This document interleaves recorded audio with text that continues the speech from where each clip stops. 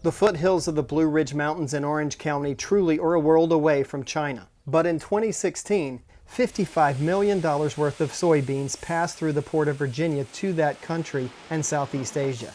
Some of those beans came from right here on Cameron Gibson's family farm. We are lucky to have a port here in Virginia, a deep water terminal where we can load these ships, and we also are able to load containers.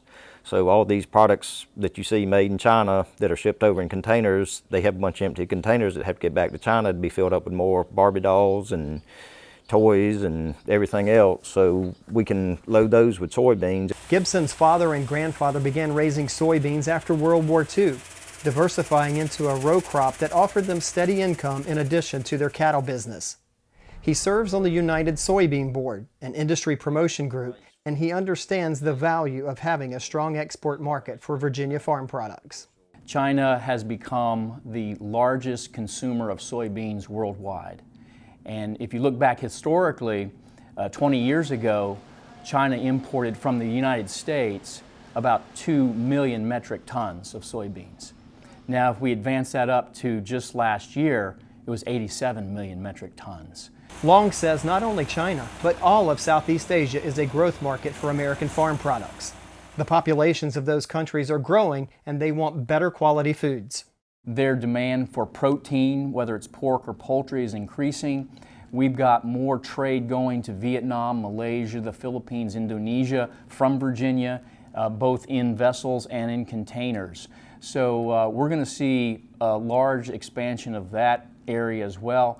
In addition to the Port of Virginia, Virginia farmers have the advantage of an international team of marketing experts promoting our wide variety of agricultural products.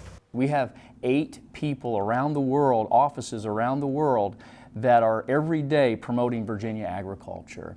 And so one of the benefits to a farmer, let's say for example a grain farmer, is that if in fact we find a new buyer in say for example Singapore or Malaysia, we can introduce that buyer to either the farmer directly if they want to look at trying to load containers for export, or they could utilize a trader. And there are a couple of companies here in Virginia that are actually going to the farm and loading containers for export. Timber, tobacco, wine, pork, and poultry are some of the other farm products sold to customers around the world from the Old Dominion.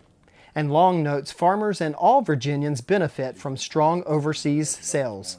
One of the benefits to Virginia consumers, because of all of the expansion of trade here out of Virginia, is the fact that our economy is doing well here in the state. And we do have more jobs, we do have more business activity, we do attract more companies here to Virginia to participate in that trade. The total amount of Virginia farm and forestry exports in 2016 was $2.75 billion, a decline from previous years.